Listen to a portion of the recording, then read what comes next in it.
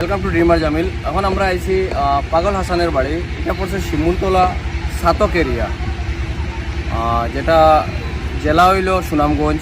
তো আমরা আইছি পাগল হাসানের পাগল হাসানের বাইর ঘর পিছিয়ে আমরা দেখতে পারলাম বিগত 1 বছর আগে রোড অ্যাক্সিডেন্ট করে পাগল হাসান ভাই মারা গেছেন। আপনারা সবাই জানেন ভাইয়ের অনেক গান আছে যেগুলো অনেক ফেমাস গান। তার মধ্যে আসমানে যাইও না রে বন্ধু হইয়া একটা আছে, আমি এক পাপিষ্ট বন্দা, তোরে গোলার মাদুলি বানাইমু, এরকম করে অনেকটা গান আছে বাইর।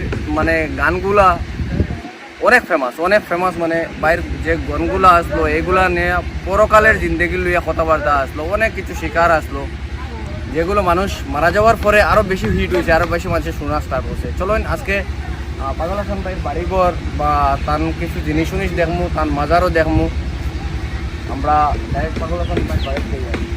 এখানেও বিগত কতদিন আগে আমরা আসিফ আকবর ভাইও আইসইন, আরও পারভেজ ভাইও আইসইন, অনেক মানুষ সকল আইসইন। এই বাড়িটা এটা হইল নতুন ভবন টান হয়েছে, আর পুরানা ভবন ওইগুলা তার ফ্যামিলিতে আজকে খেও নাই বলতে আজকে কই তারা মা বেড়া নিয়ে গেছেন গিয়া। তো আমরা তার গড়ের মধ্যে যেলাম। এই গড় এখন তো যেহেতু নতুন গড় বাইরে বানানি হয়ে গেছে, তো এই গড় এমন কিছু নাই, তার ছবি উবি সবটাও আছে। দেখতে পারাম তার মার লগে ছবি, এটা পাগল হাসান ভাইয়ের ছবি। এটা হলো সুখ বার্তা।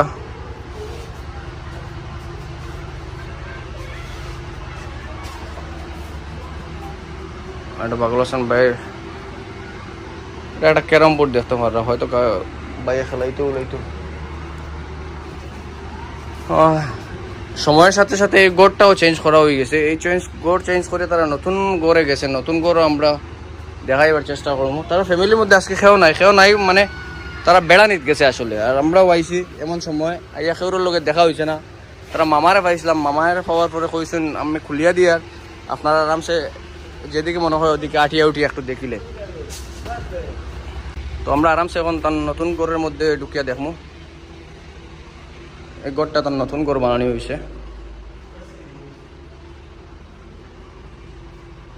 ওইটার মধ্যে তার কিছু জিনিস রাখা হয়েছে, যেহেতু লাইট দেখতে পারবো না, লাইটের কিছু নাই। তো এগুলোর মধ্যে কিছু জিনিস রাখা আছে, বাইর দুতারা সুতারা এই সে। আসলে তারা গড় তো নতুন বনের, তো এমন এলোমেলো ভাবে রাখা নাই আর কি, খোলাখুলি ভাবে রাখা নাই, সব এক জায়গার মধ্যে থুপ করে রাখি দিছে। চলো আরো একটু আটিয়া গড় দেখলে, গড় দেখার পরে আমরা আপনারা কয়েকটা অ্যাঙ্গল থেকে আমরা তার বাড়িঘর দেখলাম। এখানে সামনে সুরমা নদী আছে, ওই সুরমা নদী সব কিছু দেখলাম। এখন তার মাজার দেখবো, আমরা মাজার দেখিয়ে আপনার কাছ থেকে বিদায় লইমু। তো এই তো সামনে আমরা পাগল হাসান ভাইয়ের মানে খবর যেটা তান গড় ও গড়ের লগে লাগাইয়াও এখানে পড়ছে শিমুলতলা মসজিদ, এখানে একটা পুষ্করণী আছে, ওই বাইরেরও খবরস্থান। আসলে বাসার মতো না, অত কম বয়সের সময় ভাই মানুষের মন জয় করিয়া গেছেন গিয়া। পাগল ভাই হাসান ভাইয়ের চিন্তাগুলা, কথাবার্তাগুলা বা গানের ভাষাগুলা যেগুলো আসলো, এগুলো মানুষের জীবনও সারা জীবন রইব।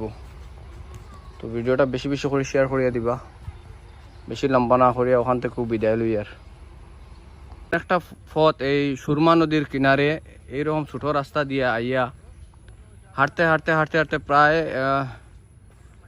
7-8 কিলোমিটার বাঙ্গা থেকে হাঁটিয়ে আইছি আমরা পাগল হাসান ভাইয়ের বাড়ি দেখানির লাগিয়া। আপনারা আমরা লগে থাকুন, আমরা আরামসে আপনারা পাগল হাসানের বাড়ি দেখাইমু, তার মাজার দেখাইমু। চলুন।